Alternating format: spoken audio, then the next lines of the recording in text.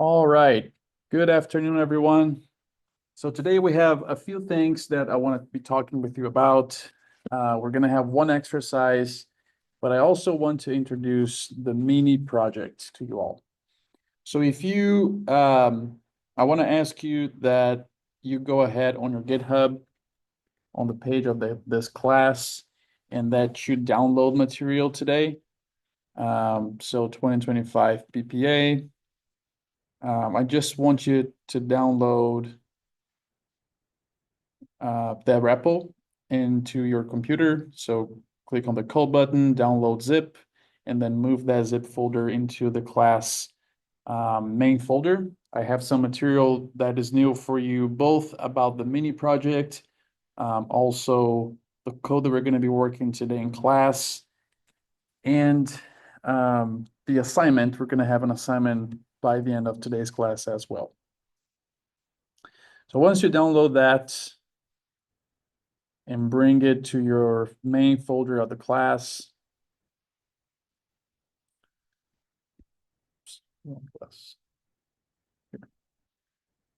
So this is probably going to be called on your side 2025 PPA main. You already had a copy of this before when you downloaded from the previous time. If you remember, you don't have to keep multiple copies, just keep the latest one that you just downloaded. If you simply delete that 2025 PPA main that you already have, you should not lose anything because as you remember, I'm always asking you to copy files from that folder and paste into your own projects that we're working with. So you shouldn't have issues there if you just delete your current 2025 PPA and then bring in the new one that you just downloaded. If you go inside that 2025 PPA main, I want to talk about the mini project first. So click on that. You should be seeing a folder called 06 mini project. And there is a QMD file there. Now, you know that I normally ask you to not launch your RStudio projects or your RStudio windows just by double clicking a script. I highly discourage that. But for right now, you can do that. We're not going to be coding. It's just going to be reading some instructions. So double click that mini project.qmd and have it open in an RStudio window on your side.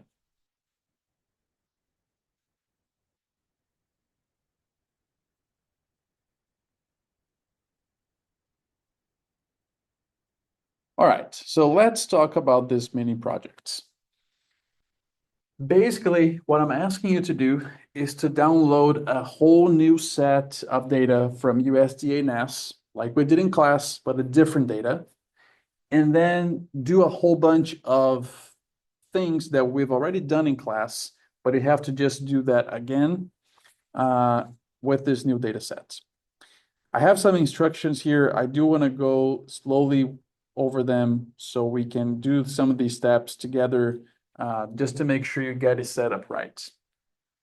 One thing I want to tell you is I have a lot of instructions and it is for a reason. So if I'm telling you to do something, if I'm asking you to do something, you will be graded on that, especially if I am explicitly asking for that. And if you don't do it, you're losing points that are really easy to not lose. So make sure you read those instructions. I know it can be boring sometimes, but make sure you read them so you don't lose points on silly things. All right, so this script here that I'm providing to you is gonna have all the instructions, is gonna have the questions, and it's also the script you're going to use to develop your mini project. So you're gonna work right from this script right here. So one thing to keep in mind is a lot of times I am asking you to like, what is the county with the least, whatever you're doing? Let's say the least yield on corn. Let's say that's your data set. You need to show me the output. You need to show me the code of how you got the output, but you also need to write in words what that is. And if I'm asking for an explanation of some sort, you need to interpret that, right? It's not just giving me a table, giving me a plot. You need to say, tell me, spell out what you found, and not just imply that I will see your output and assume that I know that you know what is the answer. So you need to tell me in words as well, beyond just creating an output. So let's get you set up. So I want you, if you're still here seeing that mini project.qmd from the 2025 DSA folder, I want you, for now, you can just copy that. Then I want you to go back to the course main folder. So I'm back here. No, this is still 2025 PPA. Let me go back one more level. You should be seeing 01 intro, 02 wrangling, and so on. Here, I want you to create a new folder called 04 mini project, and then your full name. So Leo Bastos. All right. So create that folder in there. So it sorts out in the correct order. As always, I will always ask you to create that, to go inside of that folder and create the 3 subfolders, right? Hopefully this is gonna get, you know, in your head and you're always gonna remember these, but we're gonna do code, subfolder, data subfolder, and output subfolder. All right, so I'm just following instructions here just to make sure that we're all doing right. Now remember you copied that mini project.qmd. I want you to paste that inside of the code folder.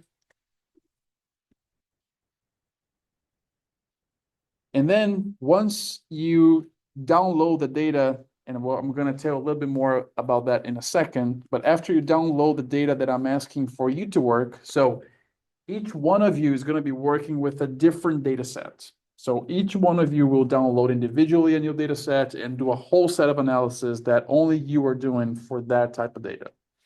After you download that data, and there's going to be some instructions after this, you're going to paste that CSV. Well, we're going to first download the CSV from USDA NAS Quick Stats portal, just like we did in class. And I want you to rename your file according to this scheme here. So commodity underscore category. What do I mean by that? I'll show you right now. So if you go to our class website, so Leo and Bastos, GitHub, you go on the Programming Precision Ag. I have here, I think this is, so I have something showing as the PowerPoint for January 28th. If you click on that, we have some instructions here on mini project assignments. It's not a presentation, it's not a slide deck, it's just a table. So what I have here is I use the survey responses I got from you all on the first day of class to determine what commodity you're going to work with and what category you're going to work with. I tried to match that with your interest with what you're doing currently. So every time I say commodity, it means one of these. And you should look into your name and see what commodity was assigned to you. So this is going to be one of cotton, corn, peanuts, and pecan.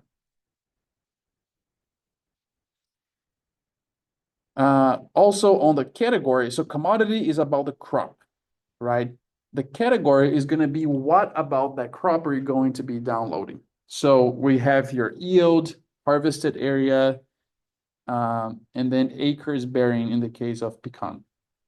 All right, so every time on that quartile instructions, if I say commodity, it's whatever is on your name here on this column. If I say category, it's whatever is on this column here as well. So going back to the quartile file, I'm asking you here to rename your data to be commodity underscore category.csv. So you should replace commodity and category for what was assigned to you, right? So in the first case here for Dhaliwal, commodity is cotton and category is yield. So Dhaliwal will rename this to cotton underscore yield.csv. All right. So and this again, this CSV is the one that you download from USDA NAS Quick Stats portal, just like we did in class. Once you download, you rename it and then move that to your data folder. And then finally, I want you to create an RStudio project at the level of your mini project folder, right? So you would launch here. I mean, we can do that right now if you wish. You can go on any RStudio window, does not have to be project none. You just go there, you ask for a new project.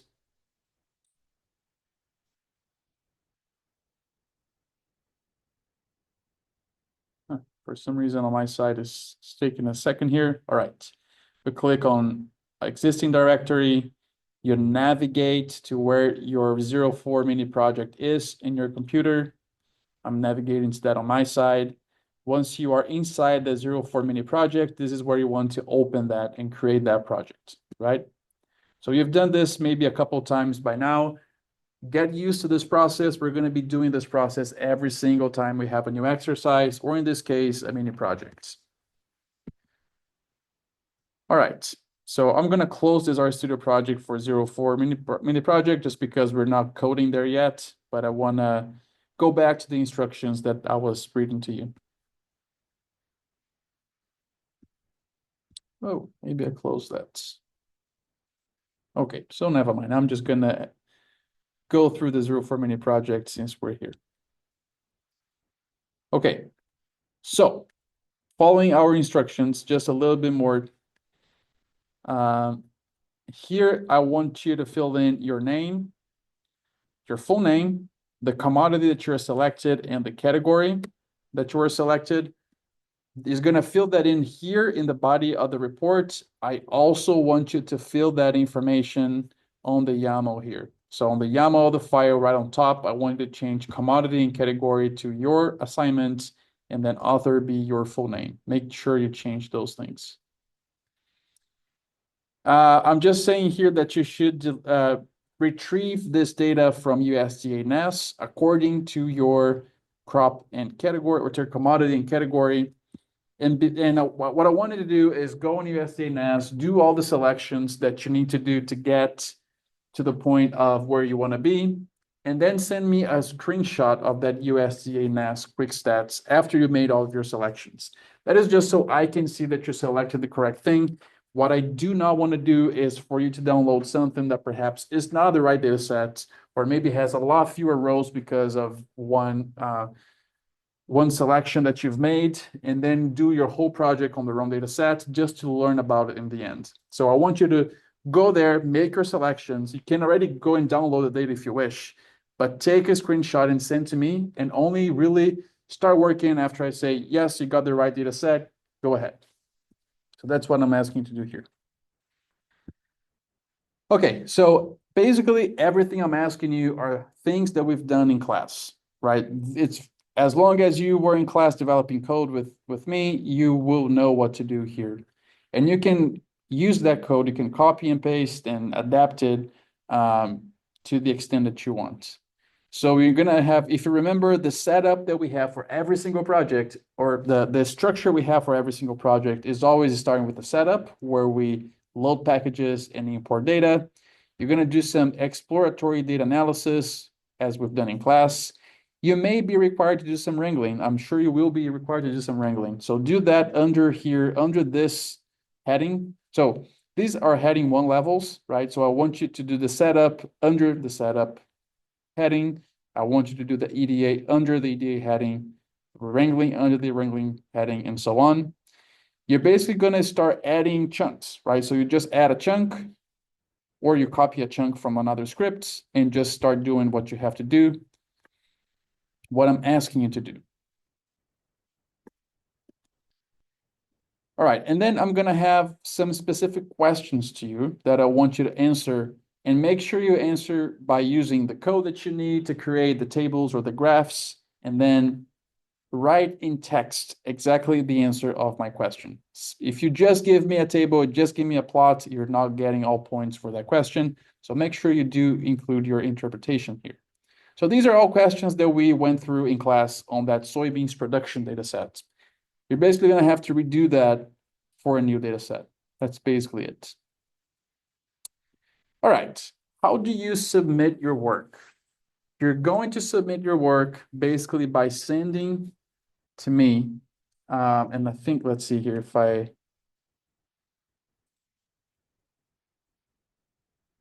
I'm trying to see if I have this on ELC. Yeah, so we submit on ELC. So you're gonna send on ELC your render HTML file, okay? So you're not gonna send me a Word file. You're not gonna send me your scripts. I want you to send me your rendered HTML file. And we talked a little bit about rendering on last class, so I think you should already be somewhat familiar with what I'm talking about. But a few notes for you to make sure you're successful when doing that. If you have any piece of code in your file, in your script, that does not work, that does not run, it will not render. Do not leave errors on your code, and that is going to make sure that the rendering process goes smoothly. One thing that we did in class, if you remember, we used a lot the function view to open a new tab on a data set. I don't remember how rendering handles that. I don't think it handles well. So maybe if you still want to use the function view when you're answering, you can do it. Of course, you have to show me your output. So the view function is not going to create an output that I can see. So if you want to use the view function on your side just for your purposes, welcome to do that. But you're going to have to answer with an output that I can see, right? So you're going to have to use some filter function and print that data set on the console right below the chunk so I can see your answer. So what I would say is once you're done with it, with your programming, with the coding, and you're ready to render, go ahead and render. If you get errors when you render, then you're going to have to figure out what's going on, what's the chunk that's giving you error and why, and fix it so you can render. But let's say it does go through the rendering process and creates an HTML for you. I want that HTML to look professional. What I mean by that is that sometimes when you render and you look at your render product, if there's something that does not seem like it's the best that it could look like, I want you to fix it. And I will point you in some of the things that I've noticed in the past that I want you to pay close attention when I say I want it to look professional. Before we get to, I'm showing you what I mean by professional looking, I'll just keep going through these instructions here. So after you check, you make sure it's professional looking, it is the best it can be, send that HTML on or submit that HTML on ELC. And some issues that you may encounter that I would just want to walk you through here. As you've seen in the class, we're going to be working with a data set that probably has, I don't know, 3,000 rows, 5,000 rows, depends on the crop and depends on the category, but it's going to have a good number of rows. If when you print that data set on your chunk, but then you render, and that rendered table that you're rendering has many rows, like you have to scroll more than twice on your mouse to see the table, that's not professional looking, right? I don't want to look at 3,000 rows. I have no interest in that. Make sure that if that happens, if your output on the render format has many rows of a table you're showing, you can fix that by, for example, using the head function and just show me the first 5 rows. That is sufficient, right? In the past, I had some students submitting the work that printed the whole table, the whole 3,000 rows of data. And, I really got some exercise for my pointer finger that day, because it's just a lot of scrolling and I don't need that. So make sure that looks professional. You don't show 3,000 rows of data, just show the first 5 or 6 is enough. Another thing for you to know is do not delete anything that I'm giving you here. So do not delete the instructions. Do not change the order of the questions. Do not remove heading level. So if I have two heading levels here, don't delete that and make one. The reason for that is once you render this, all these heading levels are going to be numbered. And then when I am grading your reports, I'm watching for that number. So question 13, here's a question 13, and I look at that and I grade you based on that. If you add more heading levels, if you remove my heading levels, it's going to mess that up. So don't do that. So you help me when I'm grading your mini projects.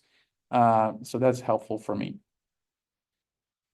There's a total of 13 questions. If you mess around with the heading levels, you will get a different number of questions because of maybe you added another heading level 2, and then you get now 14 questions, and then I need to look for where is your mismatch between the 13 that I was expecting and the 14 you have. So please don't mess with what I'm giving you in this file. One thing that you may have noticed is, so especially when we are loading packages on that setup part of the scripts, some packages give a message or a warning, like tidyverse, for example. When you render, those messages and warnings appear as well on the render version. That to me makes it unprofessionally looking. I don't really care. I don't want to see your report with messages and warnings from a package. So if that package is giving you messages and warnings, like for example, I'm going to add something here. You don't have to add because I will delete afterwards. It's just for demo. I'm going to create a chunk here, and I'm going to call library tidyverse. Tidyverse is one of the packages that always give you a message or warning, like what is going to show right here. If you just leave that setup chunk with, in this case, tidyverse, it is going to show this output when you render. I don't want to see that. There are a couple of different ways you can inhibit this behavior. So one of them is on this chunk. The first word you give it is going to be the chunk name. So let me just call this setup. This is the title. And now if you click, well, let's see. If you start typing, perhaps, there are two arguments. Oh, it's not appearing. Well, let's do it differently then. Instead of giving here, if you just go inside of the chunk and you type pound, where's my pound symbol? Pound and vertical pipe, and you hit tab, there's going to be a lot of options to control the behavior of that chunk. There are two options I want you to change. One is called message. I want you to set that to false. And then the other one is called warning. I want to set you to false as well. You know that the way to know that these are chunk options is because you have like a pound sign, which we've been using to comment off a line of code, but also that upper or that vertical bar. So this is what tells the chunk that what I'm writing is not a comment, it is a chunk option. If you add these options to your chunk and now you run it again, if that chunk used to show you a message or a warning, now you're inhibiting that. So if you will probably be loading tidyverse on that chunk, make sure you write these two options here of the chunk so I do not see on your render products all those warnings and messages. All right, I'm going to delete this now because that was not the goal of having this here. The next thing here, I want to help give a tip for how to make this look professional is sometimes when you're rendering, maybe on your code, you have a break between two lines. Like right here, for example, I have an empty space right here, right between this paragraph and this sentence. When you render sometimes, even if on the script there is an empty line like this, sometimes when you render, you may see them on the render product together, like this. If that happens, all you need to do is come where you want to break line, give it two white spaces, 1, 2, and then hit enter. Those two white spaces at the end of a line is what tells R that you're breaking line when it renders. So that's another tip for you. Once you're ready with everything I'm asking you to do and you render it, I want you to rename your HTML, which is the product of after you render, to your last name, your commodity, and your category. So if this was in my case, and with the data we use in class, this would have been renamed to Bastos Soybeans Production Mini Project.html. And then you submit this HTML on ELC. I had here until February 11th, under the assumption that I would have introduced this last class. But because we're just introducing now, I want to give you 2 weeks. So this is going to be due on February 13th.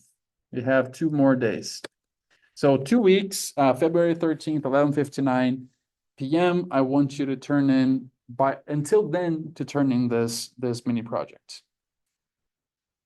All right, a couple of things I want to tell you before I open for questions. Do not let this to the last minute. I am 100% sure that you're all going to have coding issues, that you're going to need somebody's help, and that's expected, that is normal. The problem is if you leave to do all this on February 11th, you may not have enough time for others to help you to figure out what's going on. So make sure you start working on this. You have 2 weeks, but don't wait to the last minute. On our side, myself and Neva, we're going to try to help you as much as we can. But if you call me, or if you call Neva, or if you email us February 12th at 10 p.m. asking for help, we can only do so much, right? So make sure you really give yourself time while developing this. All right, I think that's basically what I had for you about the mini projects. Any questions about it?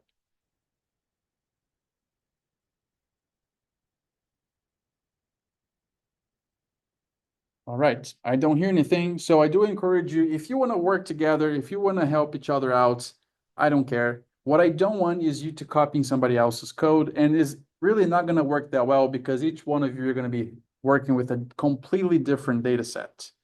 So, if you want to work together in the same room and run ideas by each other, you're welcome to do that. Please use GitHub if you have issues. Ask questions on GitHub. Remember that GitHub participation, both asking questions and also helping others on GitHub, counts as participation. And for this project, it also counts as part of that. So if you have issues, ask questions there, ask for support, and that gives you points as well. And again, I do expect all of you to have some level of challenges doing this. Maybe with the code, maybe with rendering, whatever it is. And that is expected, that's okay. Do that in advance so you can get the help you need to complete and submit on time. Okay, any other questions? Or I guess you didn't have any questions, but any questions then?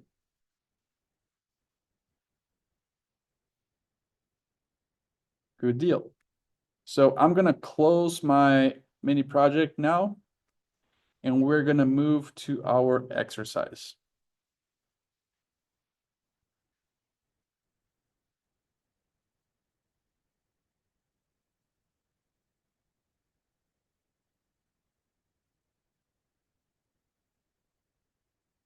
All right, so when you just downloaded now the 2025 PPA GitHub repository, there was another file there that we're going to be using. And so what we're going to do now is, well, we can first create maybe our folder structure and then copy that file over. So if you are here on the main folder of the class, go ahead and create a folder called 05_digitizing. So today we're going to be digitizing a field boundary. And when we start that exercise, we'll talk more about what is digitizing and why is that useful in precision ag. So you can go inside of the 05_digitizing, create those 3 subfolders: code, data, and output. You can go back to your 2025 PPA under 04 class code. There is a 0130 digitizing partial. I want you to copy that and then go back to 05 digitizing, go inside of code and paste the script. So I basically took the script, the latest script that I uploaded to GitHub and moved that inside of the code folder of your 05_digitizing folder. And now, one more time, we're going to create a new RStudio project here. So go on RStudio, It can be any RStudio window, can be a project none, perhaps something that's already a project on your side. We're going to create yet another project, right? So 1405 digitizing. So go on top, new project.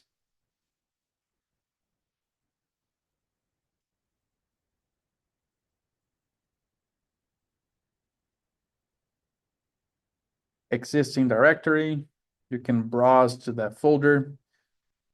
So you need to go on the 05 digitizing folder, and then being at that level, you can click on open to create a project at that level and then create project.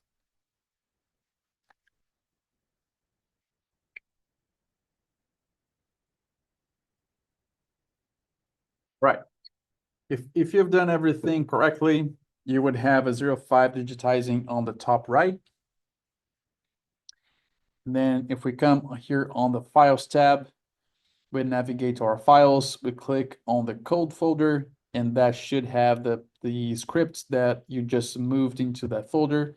So go ahead and click on it. So we have it launched on the left side and we can get started. All right, so a quick check-in here. Was someone not able to follow the steps and be on the same page that I am here?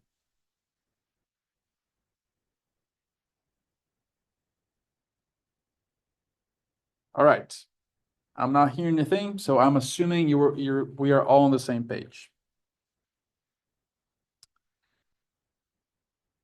Okay, so now as we're gonna start realizing from last class onwards, we're always gonna be working with geospatial data, and especially geospatial data that is very usable, very applicable for precision ag applications.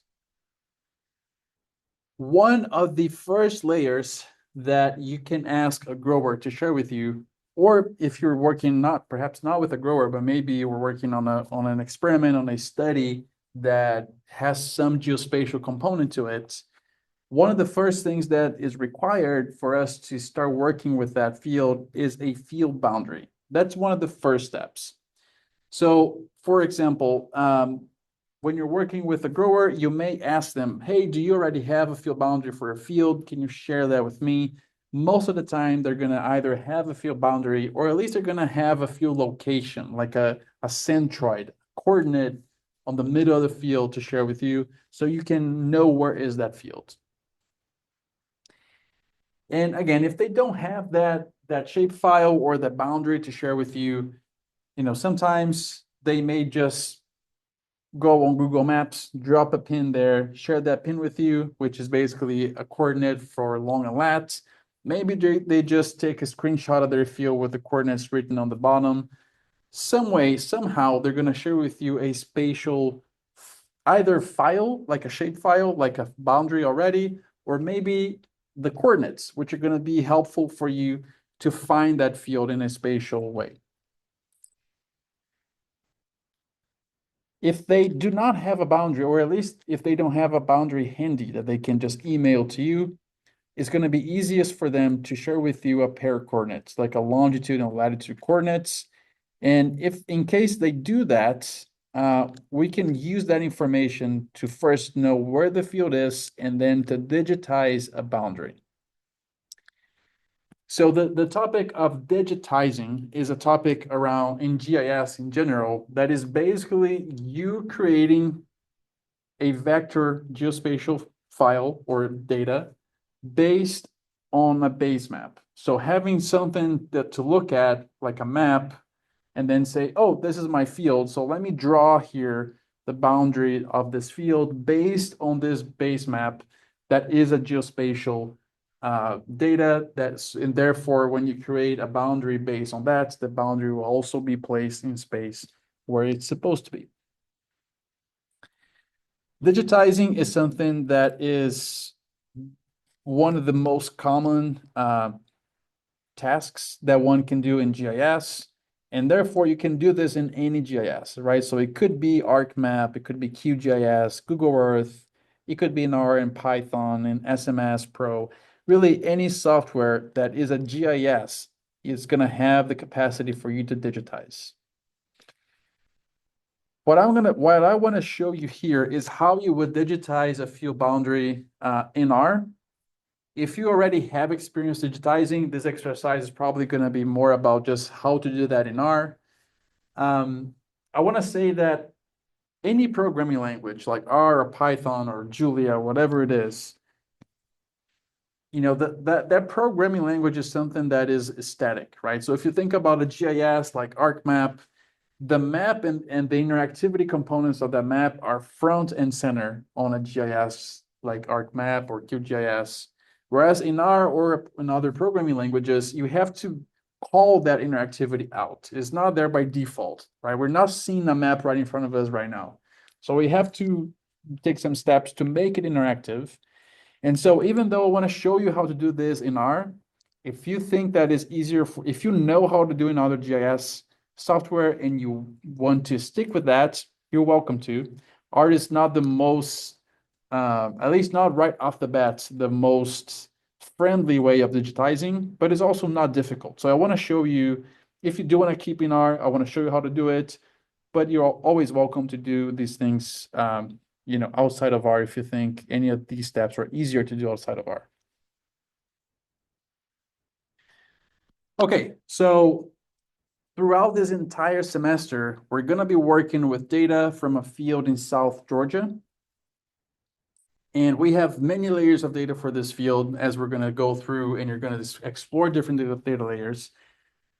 And let's suppose that, you know, we're just starting to work with that grower, and then we ask them to send us a boundary, and they tell us that they don't have a boundary handy, but they can share with you the coordinates. And then all they provide you are these pair of coordinates here in longitude and latitude.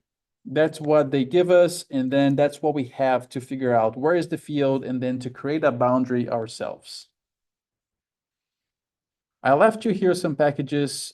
So now we're going to get into the programming side of the exercise. I left you the packages we're going to be using. So if you want to load them one by one to make sure you have them, that's probably the best way. If you don't have a given package here, you can just do an install.packages and install that package on your side so you can afterwards load it and be able to use its functions. Tidyverse is that family and collection of packages. So when we load Tidyverse, it's basically loading behind the scenes all these packages for us. So dplyr, forecast, ggplot, per, tidyr, tibble, all of these, which for the most part, we're going to be using dplyr, tidyr, ggplot2. So that is just for a reference. The package SF, if you remember, we talked about this in lecture, and we also explored this in the past exercise, but SF is the package in R that we're going to use to manipulate and create and handle vector geospatial files or data in R. So that's going to be, you know, polygons, lines, points, things like that. Map view is a package in R that is going to help us to create interactive maps on our console. We've used this package last time when we had that interactive map of the counties. So you should have that already. Let me load SF, load map view. This package, leaflet extras, is going to allow us to digitize on a map view map. So you need to add that. And then the package map edit is going to help us on that boundary creation as well. Before we keep going, I just want to take a brief moment here to make sure everyone either already had those packages installed and was able to load them, or if you didn't have it and you had to install, just want to check that no one's left behind, that everybody was able to install and load all the packages.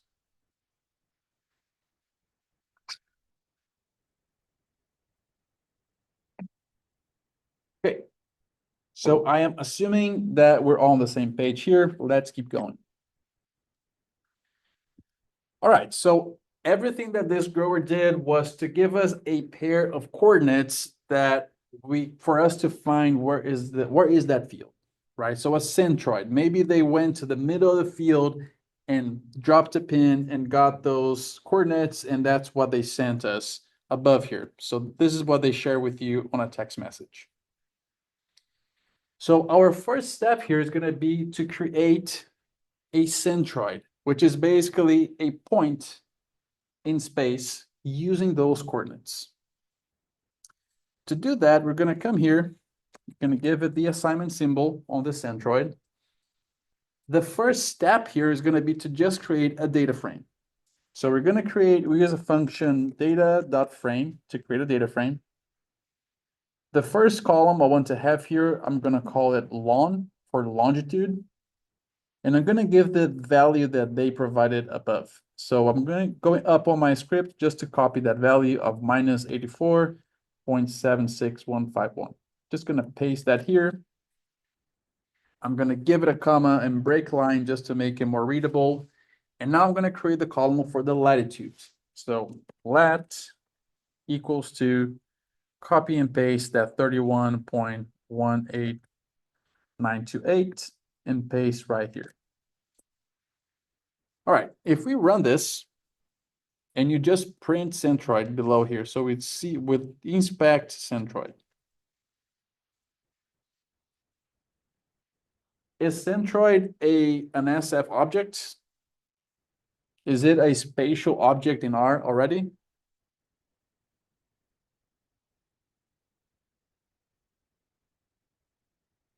It's a data frame. It's a data frame, right, Marco?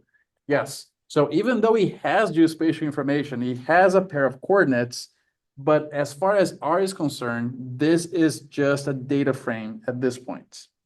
So the next step is going to be to transform this data frame into an SF object. So let's give it a pipe here.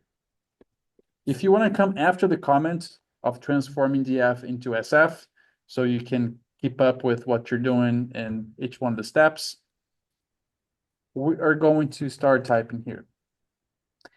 On the SF package, there is a function that is called st underscore s underscore sf.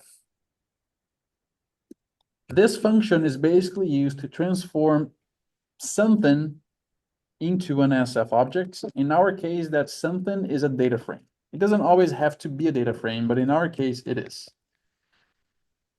Inside of this function, there is an argument for chords. So chords is you telling the function st as sf what is the name of the columns on this data frame that represent x and y. Remember that we are given here longitude and latitude. The function does not know that this is longitude and latitude. All it cares is that you give it what is x, what is y, whatever is the CRS or the coordinate reference system of those coordinates, right? So here in chords, we need to give it the name of those two columns. Because we have two columns, we have two names, we need to use the C function. So we use the C function, and then in parentheses, we first give the name of the column where the X coordinate is, that is lon for longitude. Give it a comma, we give then the name where the Y coordinate is, which is lat for latitude. All right, so now if you run this and you print centroid, now centroid is an SF object. Look at that. Now it is a simple feature collection with one feature, so it has 1 point and 0 fields. This means that it has no columns. That's because our data set that we started only had lon and lat. It did not have any extra columns of information. So there's nothing else to show here on this SF object. It shows us that it has an XY dimension. It shows us the bounding box. But then notice this. It does not have a CRS. It does not have a coordinate reference system. And this is an issue, right? So we talked about coordinate reference systems and how we have to first have a defined coordinate reference system. And then number two, if we have more than one layer, both those layers should be under the same CRS. So to begin with, this layer does not have a CRS yet, because ST as SF is not guessing for us based on column names What is that CRS? We have to tell it what it is. So for that to happen, for us to change this NA into an actual CRS, we're going to use another function here. So give it a pipe, come after the comment here, and then we're going to use another function from the SF package that is called st underscore set underscore CRS. Now notice that this function here, well, let me first say, let me finish this function, then I'll say what I was going to say now. If you come inside of this function, st set CRS, there is an argument for value. This value here is the EPSG code that is related to those coordinates. So we know that these coordinates are longitude and latitude. Anyone has any guess of what is the name of this CRS? We talked about this in class already. What is the name of a CRS that has longitude and latitude as the units? ESPG 47 something, 48 something. Yeah, so Benedetta, so the EPSG code, you're getting close to that. It was 4326, right? So we can go ahead and type that. 4326. And this represents the CRS WGS 84, which has units in degrees, right? So now if we come and run this and you print centroid, you're going to notice that now it says geodetic CRS WGS 84, right? Now, before we map this, before we visualize this to see if it's correct, I want to remind you of something. The reason why we put 4326 here, WGS 84, is because we are assuming, and it's a good assumption, that the coordinates that the grower gave us is in WGS 84, which is longitude and latitude. This is going to be most of the case because WGS 84 is the most commonly used CRS across precision ag equipment. So we are setting the native CRS. The function to set a CRS is not what you would like for this CRS to be, is what the CRS of the data was when the data was collected, right? So in a future exercise, we're going to have to set the CRS, which is going to be in WGS 84, and then transform it to UTM. You cannot just come here and use the EPSG code of UTM when you're setting the CRS, if the data was not collected under UTM, which in this case was not. So there's a difference between setting the native CRS and transforming to another one. I want you to have that clear in your head because this is an important concept. Okay, so we have our SF object. It has a CRS. So now let's map it to see how that looks like. So if you come here on the next chunk, I left you the chunk there, so you just have to code. We're going to use the function map view to be able to look at an interactive map of the centroid. So map view centroid. If you run that, this is what you should see. As you remember, the default base map in map view is CartoDB positron. You can change that to OP or to S real-world imagery. That's going to be more helpful. If you change to that, you're probably going to have this point in the middle of this field. If you zoom out a little bit, you're going to see. So zoom out. You can use those buttons to zoom out. I'm just using, my trackpad to zoom out. You're going to see this field. So this field is a field that it belongs to a grower that has worked very closely with UGA in many different projects. It is in South Georgia. So if you zoom out, you're going to see that it is in South Georgia. Let's zoom back in and look at that field again. All right, so the growers share this data point with you. It makes sense, right? It is on a field. It is in Georgia, so that's great. It is what we were expecting it to be. Now, I want to show you something that has happened to me sometimes, which is what if you flip the coordinates here? So instead of saying the longitude is X and latitude is Y, you say latitude first and then longitude. So you're basically flipping here. You're saying that latitude, which is the Y variable, we put that on the X-axis, and the longitude, which is X-axis, put that on the Y-axis. If you run that, it's not gonna yell at you, it's still gonna work. But when you plot it, when you make a map of it and visualize, you're probably gonna be somewhere that you did not expect. So just zooming out here to see where the heck are we? We are somewhere in Antarctica right now, right? So if you ever fall somewhere in Antarctica or maybe in the middle of the ocean, one good place to look for is if you didn't give your coordinates in the opposite order. It's very common to happen. So just a heads up. I'm just gonna come back and rechange to the correct position. So longitude on the X-axis, latitude on the Y-axis. Just rerun that and get our correct location again.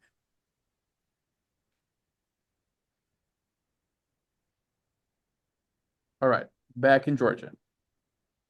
Cool. All right. So this is very common, right? A guru may send you a coordinate and you're gonna have to bring those numbers, turn that into an actual vector geospatial data, and then plot it or map it to see that you're in the right place. Do we have a question? And no question. Okay, awesome. Thanks, Polly. All right. So, okay, so now we do know where the field is. We can, most of the times, if the grower sends the centroid, it's going to be very clear what is the field boundary, right? We can really see here around what is the field that we're working with, and that's what we're going to be using. So now that we know where is this field, let's digitize the boundary.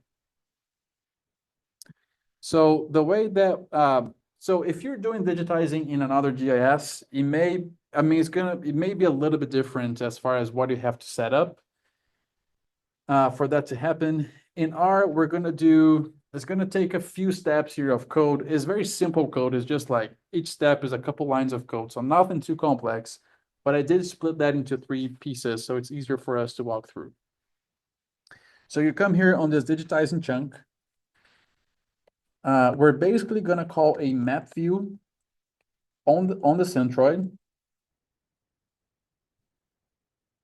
And if you remember from last class, we changed the default base map on the map view call instead of just clicking on the hamburger and then choosing Esri, right? So if you give a comma here and break line a couple times, there is an argument called map.types. Oops, map.types that we just give the word Esri world imagery. It has to be in quotation marks. So E uppercase Esri dot W uppercase world I uppercase imagery. So let's just run this and print this object called digitizing to see if you got it right. If you got it right, you should be seeing that point right in the middle of that field with the Esri world imagery as the base map. Okay, so map, if you look at the options the map view give us, they're pretty limited. It's just zoom in, zoom out, and then the hamburger here just to show the layers. We can toggle on and off the layer centroid. That's it. We don't have a lot more interactivity here. So we're gonna add a layer to map view that will allow us to do digitizing. To do that, if you come right at the end of this map view here, we're gonna give it a at symbol and then call map. So this basically extracts the map from that map view call. You don't really have to know much more about it, but this is how it has to happen. And then we're gonna use a pipe and break line. So we're gonna feed this map here to the function called add draw toolbar. This function here is coming from the package map edit. So add draw toolbar. If we run this and we print digitizing, you're gonna notice that now we have a few extra options here on the left that are all options related to digitizing, to drawing things on this map.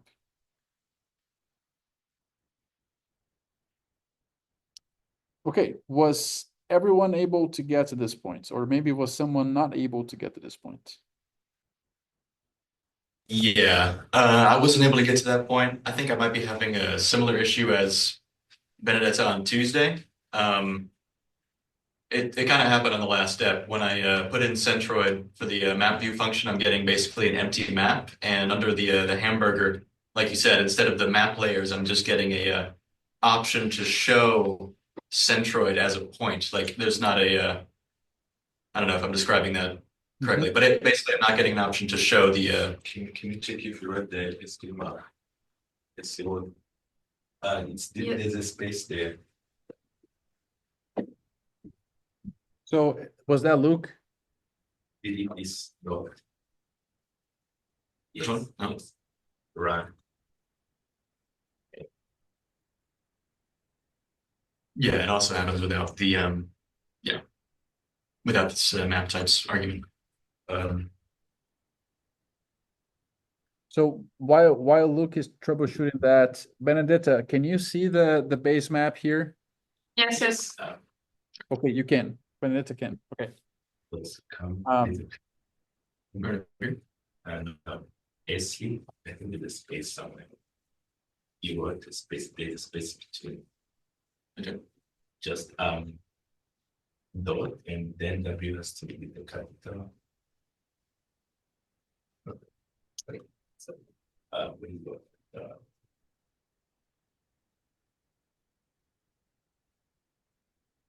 So base of what I would say is, so last semester we had a very specific issue with one of the students that was exactly what you described. So I really, we all need to see the base map to be able to digitize. That is basically the concept, right? Of having a base map to go off of. But there is a next step here that perhaps is going to help you out with that. So when we do the next step, if it doesn't work in that next step, let me know. But for this last year, the next step was the actual solution to his problem. So maybe it's the same for on your side for some reason, and then Okay. go to the next step and see. If we're still having issues, let me know. But maybe that's gonna fix the issue. Okay. Thank you. Awesome. Okay, so now we're going to basically initialize this map view session, and then we're going to draw the boundary. Once we're finished drawing the boundary, we need to click done on the window that is going to pop up, and that is basically going to assign all the points that we created with this boundary to an object. So we're going to do that next. The steps that is going to happen is we'll run the chunk, the code in the chunk below, which you have not run yet. We have not developed that yet, but once we finish developing, we'll run this piece of this piece of code. A viewer window will appear on the top, on the right side here. We're gonna pop up that window, that viewer window, so we can look into that in a larger window. It may even open on your browser. Once we pop that viewer window up, on the left side, on the left-hand side, there's gonna be that drawing menu we just saw here. We're gonna click on the polygon. So not right here where I'm showing you, but this is just to show that menu. On the next step, we're gonna click on that draw polygon button, and then basically start adding points on the outline of that boundary. You can zoom in and zoom out if you need to get a better idea of the shape. And then when you're done finalizing, you just click again on the first point that you started. That's going to close that polygon. And to make sure that whatever you did is saved, you click on the done button that's going to appear on that window. And that's going basically to assign everything that you draw on that map to this object that we're going to be calling boundary. All right, we're gonna walk through very slowly on this process on my side as well. We can repeat that more than once if needed. If you make a mistake, if you draw a point on the wrong place, no worries. You can always just escape and start again. It is a simple field, so there's no problem there. So if you come on this next chunk that is called boundary, give it the assignment symbol. We're gonna call this function that the name is edit map from the package map edit. And then here we give that digitizing object that we created above. Oops, digitizing, I had a typo here, digitizing. All right, so notice how a couple of things are happening. So first off, your chunk should have this loading symbol going on. And if you look on your console is busy. It means if you try to type another R function here, it's not gonna work. It is busy, it is working. And you also notice that because you have the stop sign here, which is an indication that your console is working. It's not waiting for you to send another command. The reason why that is working, why it's not in idle, is because you have this viewer window here where the map is there, and the map is waiting for you to finalize it, to say done. Once you say done, then your console goes to idle again, and you can go back to running more commands. What I want you to do is to click on this button here, so we pop out this map to in this case, it came to my browser. Just want to show you again, in R, I clicked on this pop out button, so I am on the viewer pane, click on that pop out button, so the map goes to your browser or perhaps just to a larger window. It's going to be easier for you to digitize, okay? So here we are. I'm going to zoom out a little bit so I can see the whole field. We're going to come on the left side and click on the draw a polygon icon, which is the second from the top on the drawing toolbar. Okay, so if you click once, it's going to allow you to start dropping points on this field. I want to come to this edge of the field and just drop a point, and you notice that as you click, it's going to drop a point. If you need to zoom in, zoom out. Yes, somebody has a question? No, sorry. Okay. So we can zoom in, zoom out, so we can see better the outline of the field. Just dropping points there. Make sure to try to avoid the trees. It doesn't have to be super perfect, but do the best you can without spending too much time on it. So I'm just dropping points. Do that on your side as well. So I'm zooming. When I try to see parts of the field I cannot see, I zoom out and then I zoom back in. That helps to bring me there. Just dropping points. Oops.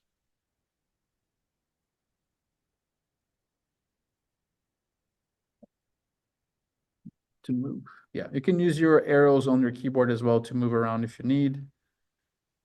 Just keep dropping points along this part of the field. I'm also going to drop a few just to take the shape of the field. And then when you're done, you just click again on the first point that you dropped, and that closes the polygon. I actually think I could probably change or edit mine because I did this cut here that kind of, let's see, let me delete last point. Okay, it's not letting me to edit. So let me see, I thought there was an option for editing the point. Well, there's no option for editing that I can see. I thought there was, but I can't find. So I'm just, on my side, I'm just gonna say cancel, and that's basically gonna cancel everything I did. So I can do it again and restart here. So I click cancel. Notice that now my console is back on idle, so it's back on waiting for me to ask for a command. I'm just gonna start that boundary again and redo the digitizing. Clicking on the draw polygon. I'm going to start here on the top and just start drawing that again.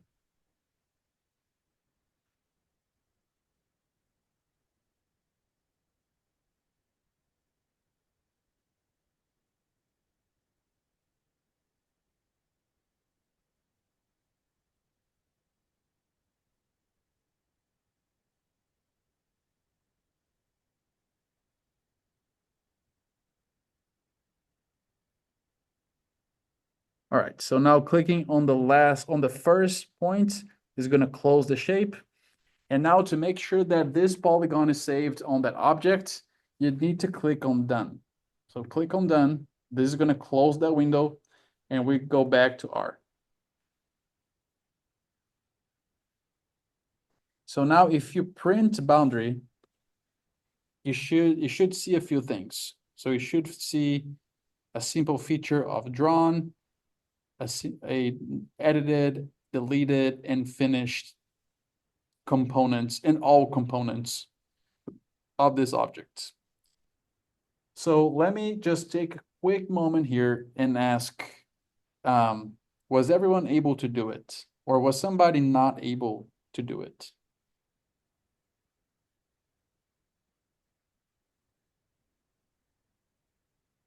All right, so I don't hear anything. I do want to then, and maybe something did happen. You may be able to see that once we make a map of this boundary object. So we can revisit this again. But notice that this boundary object is basically where all the things that we digitized in that map are now saved on this object called boundary. And this object called boundary has a few different components. So it has a drawn component, which is what we drew, that boundary. It has an edited component, which is if we had made edits, it would have appeared here. It has a deleted component. So if we had deleted things from that object, it would appear here. It has this all component, which I think it shows everything that would possibly exist there. We want to keep the finished. So the finished in this case is what we really want to keep among all those different components. So you can just come here on the boundary W. We're going to give the assignment symbol, and we're just going to call that boundary object above, use the $, and just pull the finished by just doing this. So if you run this piece of code and you print boundary W, you just have now one component that is the one that we digitized. Now, as everything in R, especially with geospatial data, once you do something, always make a plot, always make a map to make sure that what you thought you wanted to do is actually what happened. So let's inspect this object here by calling the map view function again. So we're going to call map view on boundary W. Notice that now we're just calling map view just to have an interactive map. We're not doing digitizing anymore. For that, for digitizing, we use the added map Excuse function, me, Dr. Leo. not using that again. Yes, Polly. I think for the boundary, when we were printing the finished product, mine is showing the null, nothing actually. Okay. So when you print boundary, does it show other components with something in there? For the edited version, yes. So For that, I was able to reach at that stage, but for this one where we did the $, and finish, it's not working. So you said boundary $, finished, and then there's nothing there? Yeah, it's showing null, no. So okay, so if we come back to boundary, so not boundary W. So if we come back to the boundary, do you have something on the $, drawn? I think I made the mistake. I write finished with double E. That was my mistake. I'm sorry. I deleted one E, and so it was a typo error. Okay. What is it working on? Yeah, it's working. Okay. And also just to mention, when I loaded the map view for boundary W, I am now seeing the correct map layers, which is good. My only question is is that because I set boundary W to include this finished parameter here? I'm a little confused as to why now I can see it with my polygon that I just kind of, drew on a blank space, Wait, well, I guess, look, so the point that I was saying earlier that for us to see if it would work on your side, was when we do this edit map, at least last year with a student that had a similar problem as what you're describing, on this edit map that we pop out on the browser, the student could see the base map, the world imagery base map on the pop out. They were not able to see in R, but they could see on that pop out. Is that what happened with you? No, actually, I was not able to see the map at all. When it popped out as an HT or, in a browser, I had an empty thing, no map layers, just the centroid. Oh, I think I had the centroid, and I just kind of drew an imaginary polygon Okay. for the exercise. Yeah, which is there. It's now there. But Okay, interesting. Yeah, so maybe we need yeah, to look into your specific case more closely, maybe on a one-to-one Zoom meeting, because so with that student last year, he was having the issue that you're having in R, but once the pop-up was open on the browser, he could see the Esri World Imagery map on the browser. So he was able to do the digitizing correctly. So on your side, it's not showing neither in R or in your browser, right? That's what you're saying? uh, yes, that is what I'm saying. I can Okay. try it again just to, um, Yeah, I'm not, so I'm, yes. yeah, sorry, go ahead. No, I was just doing it again. I still don't see it. Okay, so for now, let's just pin that because it's because it's an issue that I think only you are going through. Maybe we need to troubleshoot that one-on-one. Yeah, that's But all yeah, right. but I do appreciate that you did the imaginary boundary. Yeah, Thanks, thank you. gotta Yeah, make sure that you understand the process, even though you may not have the correct boundary in the end. But yeah, that's it's enormous. It's an enormous field. awesome. All right. Well, we'll yeah, if you I'll ask you to email Neva, the TA, and see if she can get on Zoom with you sometime to check on that because we're gonna have an assignment that you're gonna need to do digitizing for a different field at some point. Not today, but next meeting probably. So Okay. we do want to make sure that you have that working on your side. Yeah, we'll figure it out. Awesome.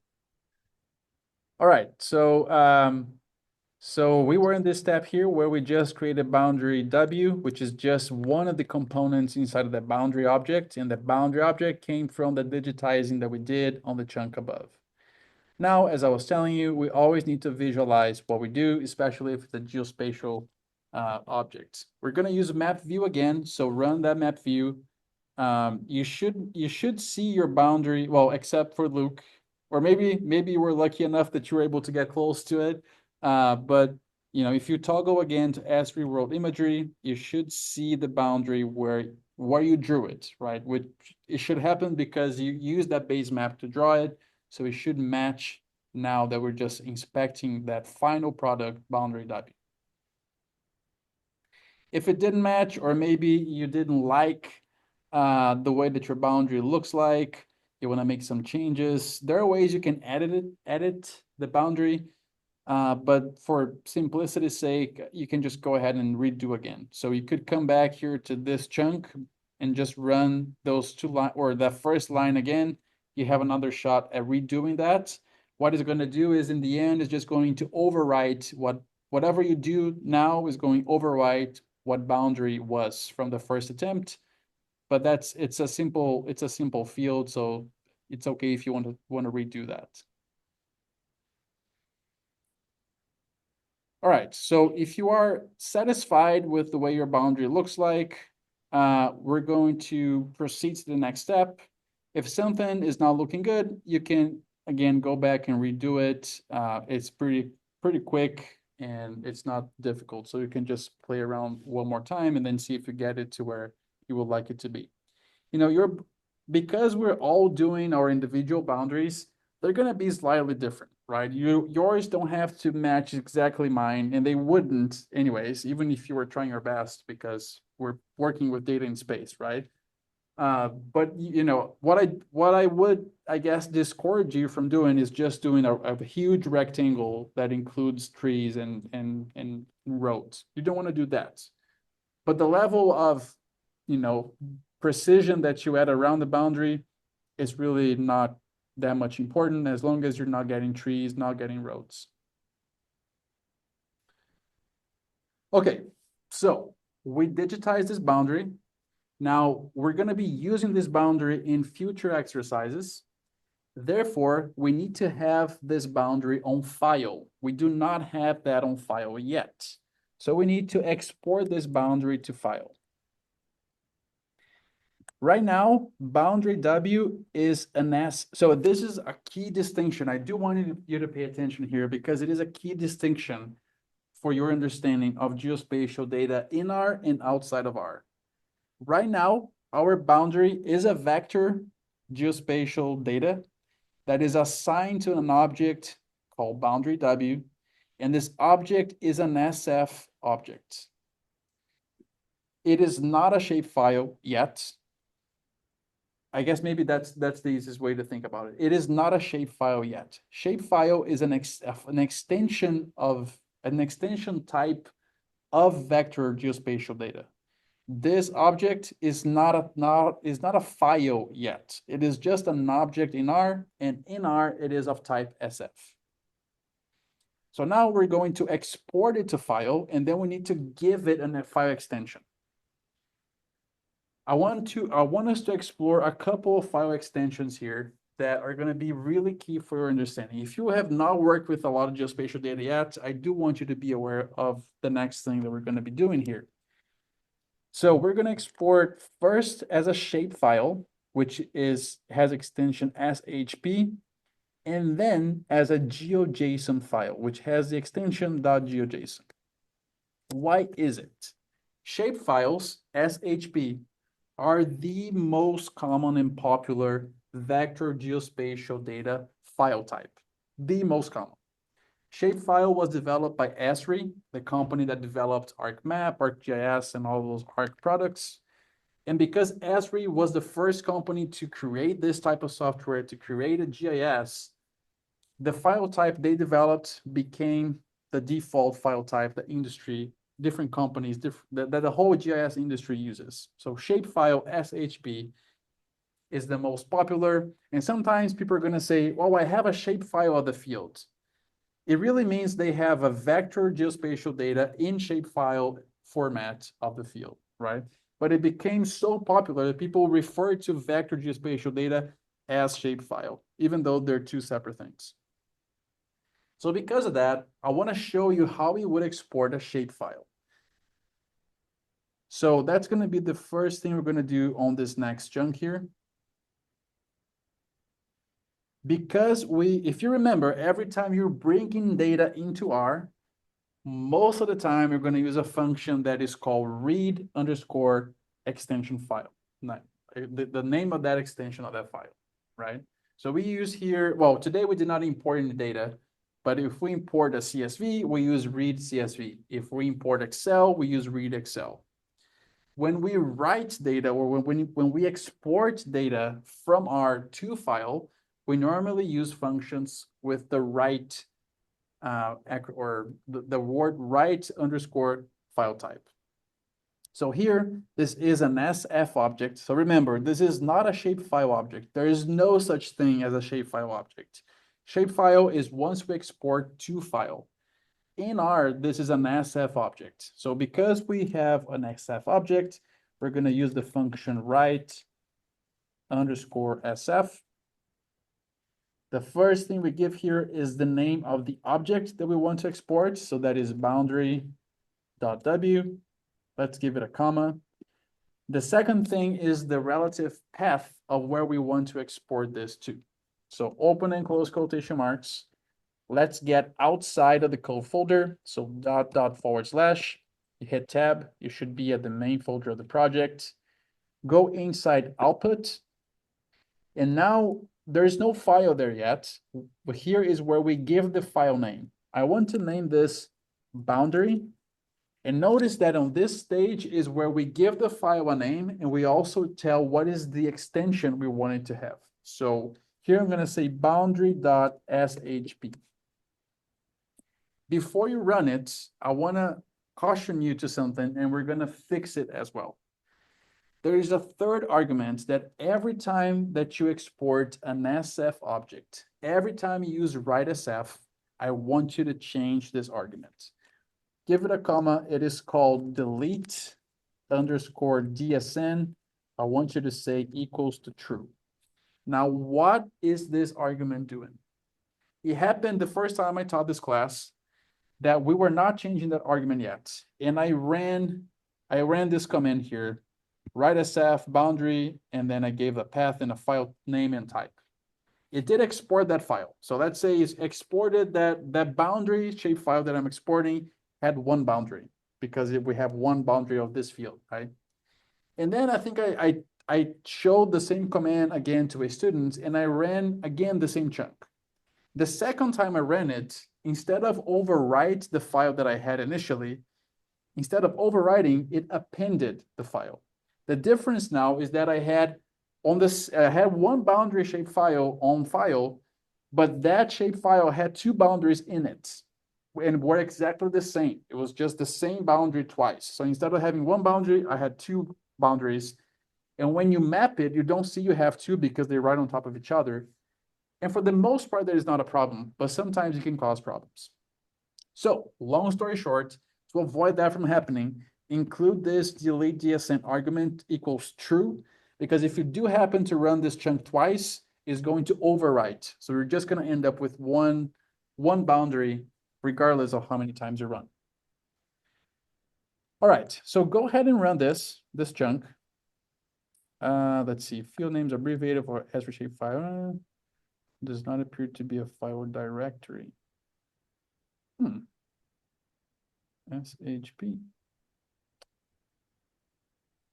I wonder if I did something wrong. Well, it gave me that warning, but if I navigate here to the output folder, the files are there. So I'm not sure what's going on. I think we can just ignore that. If you also got that warning, as long as you have the files showing up on your output folder, you should be good. Which, let me take a quick moment here and check. If you ran that chunk and then you go on the RBlue button to go to the home of the project and go on output, you should be seeing all these 4 files here. Is someone not seeing those files under output?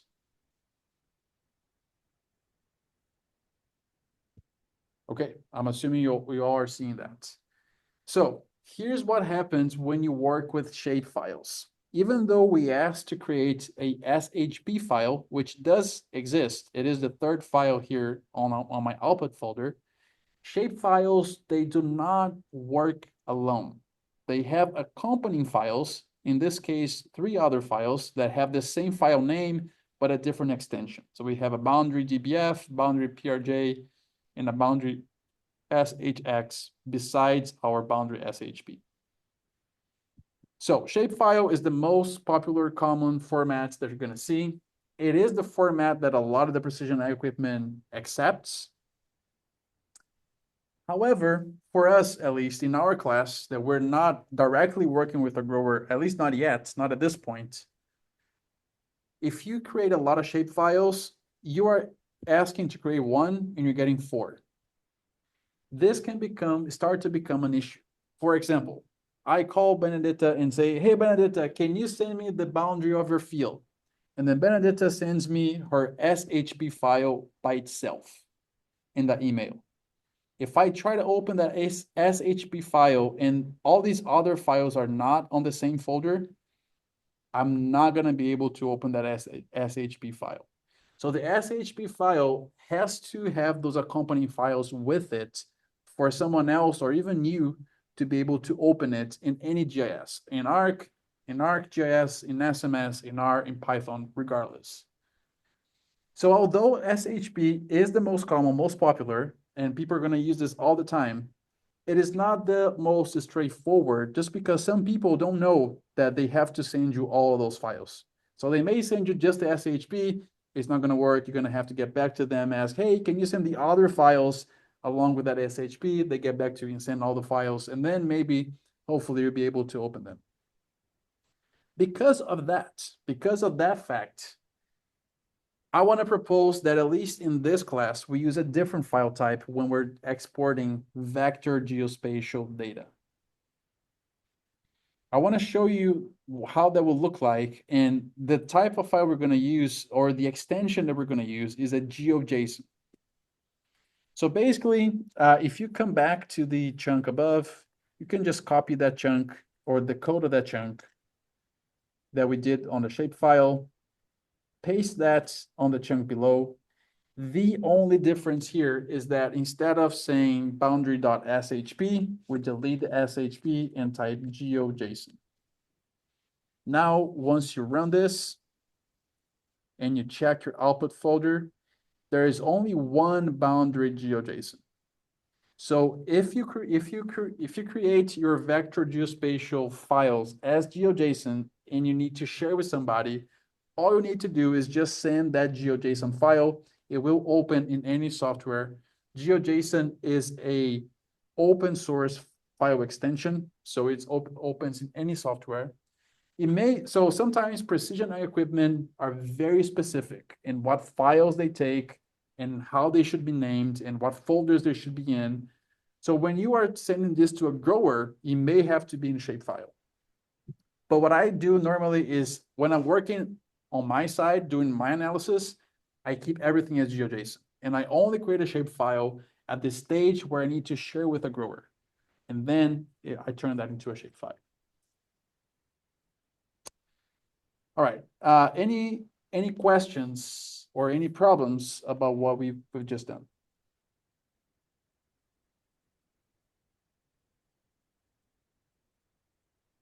All right. I don't hear anything, so I'm assuming you were all able to export this boundary.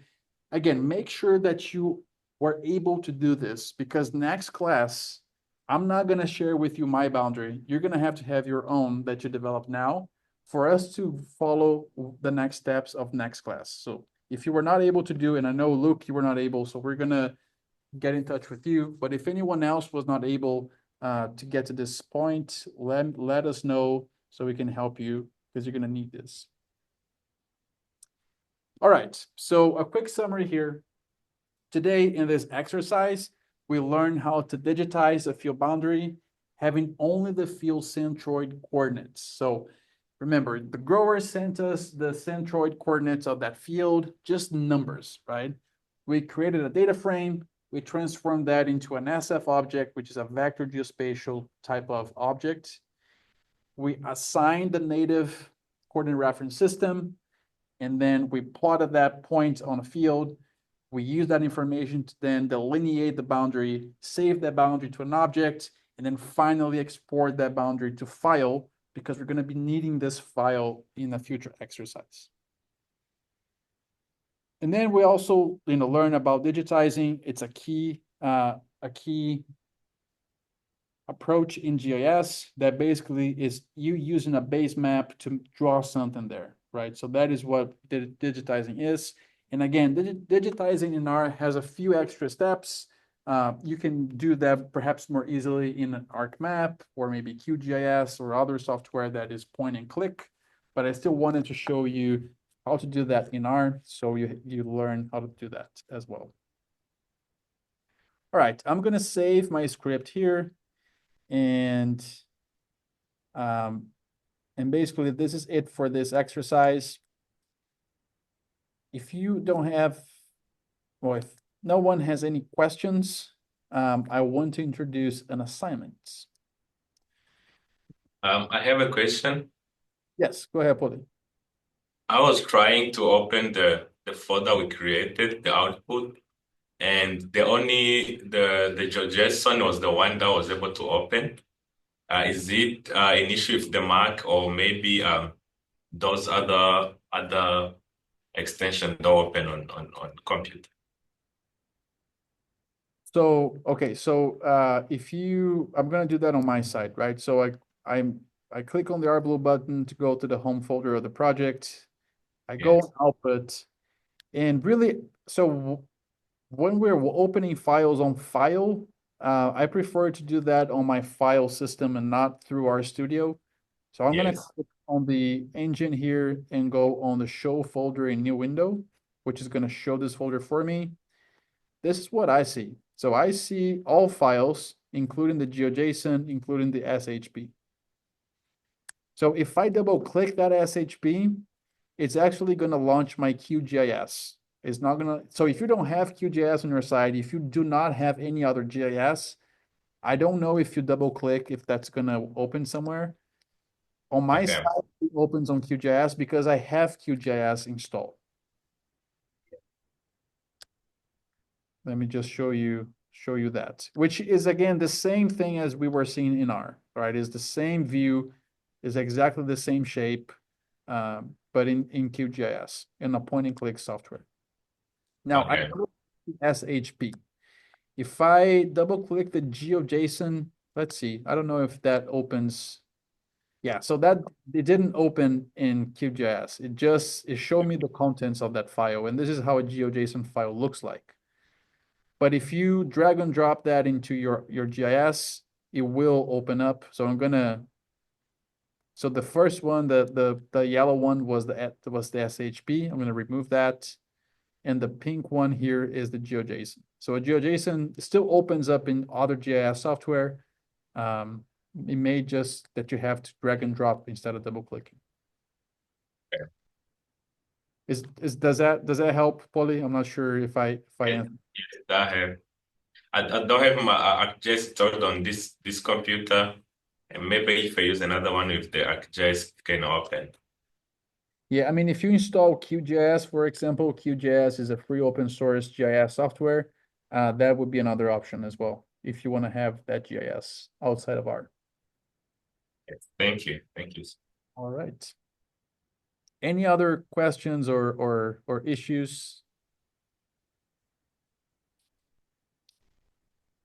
All right, so you can go ahead and close. I mean, make sure you save your script, right? So click on the save button, and then you can close this RStudio project.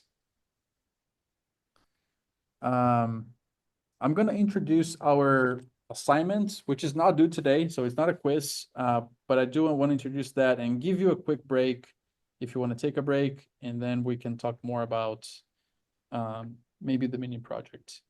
So I'm gonna, let's see, let me go back to the class folder. If you go again on the 2025 PPA, on your side, it's going to be called PPA main, 2025 PPA main. On the folder 02 assignments, there is an assignment 3 yield editor paper. If you click on that, there is a PDF in it that is just a paper. You can launch that. It's this paper called Yield Editor 2.0, Software for Automated Removal of Yield Map Errors. So I want to give you a quick background here on what this is. So yield data, yield monitor data contains errors. And once you read this paper, you're going to understand why, how that happens, what types of errors are there, and why is it important to remove those data points that are coming from errors. This software here, so there is a software called Yield Editor 2.0. It was developed by USDA ARS out of Missouri.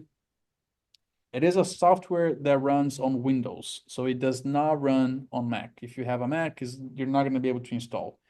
If you have a Windows computer and you do want to go ahead and install Yield Editor 2.0 and play around with it, you're most welcome.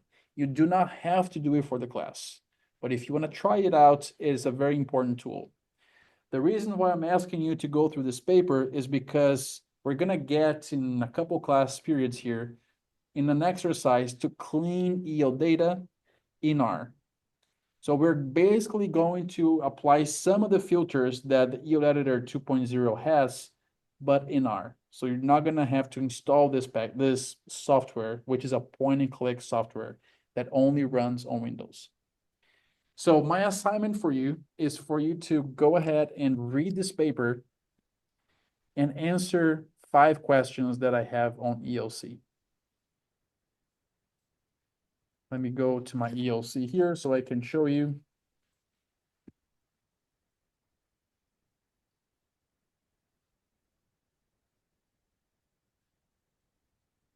So let's see, assignments.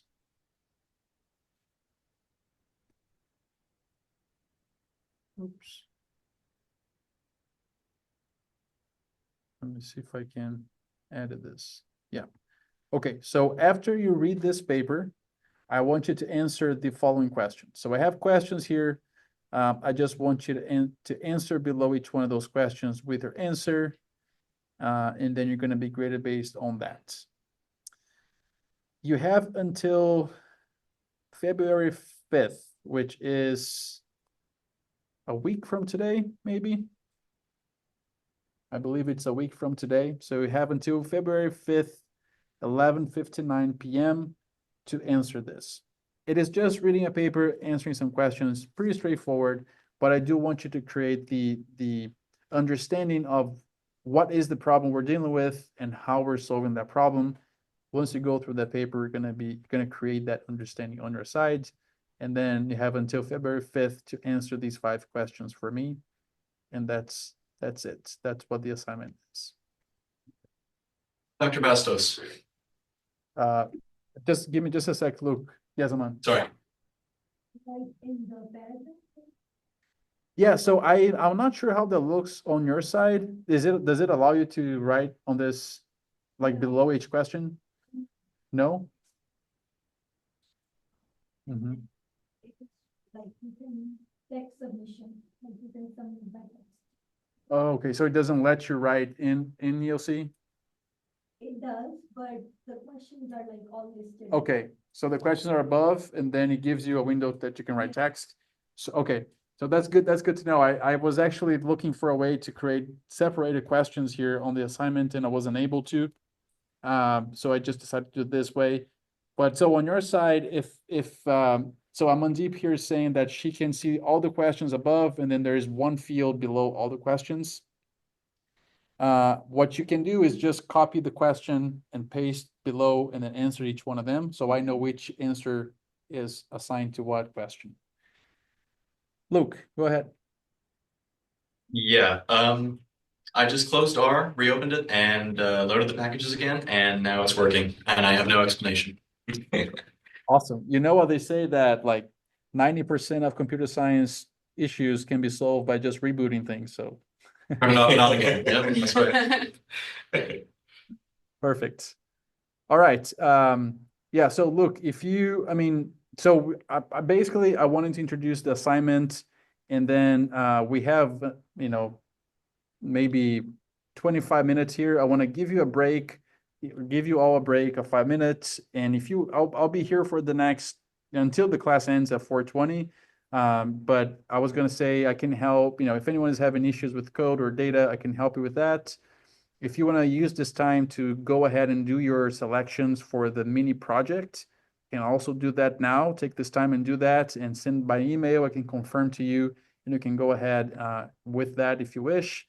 So we can use this. I'm not going to start a whole new exercise right now because we don't have enough time to really do that.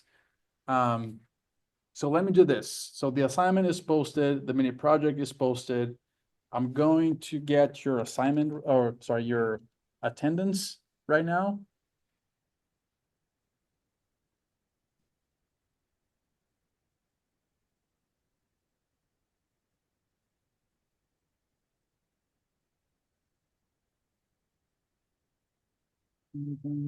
January 30th.